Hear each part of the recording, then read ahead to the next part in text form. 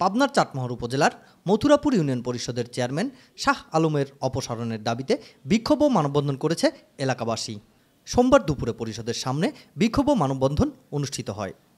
এ সময় বক্তারা বলেন, বিগত ইউপি নির্বাচনে ভোট চুরি করে চেয়ারম্যান নির্বাচিত হয়েছিলেন শাহ আলম। নির্বাচিত হওয়ার পর ক্ষমতার অপব্যবহার করে নানা অনিয়ম দুর্নীতি করেছেন। বিরোধী দলের নেতাকর্মীদের মামলাসহ বিভিন্নভাবে হয়রানি করেছেন তিনি। সাধারণ মানুষের ভাতার কার্ডের টাকা নেয়া, চাঁদাবাজি, জমি দখলের অভিযোগ রয়েছে তার বিরুদ্ধে। অবিলম্বে ইউপি চেয়ারম্যান শাহ আলমের অপসারণের দাবি করেন স্থানীয়রা।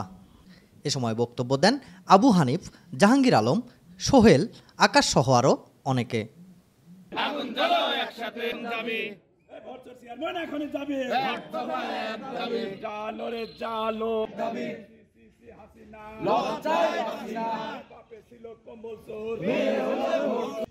আগুন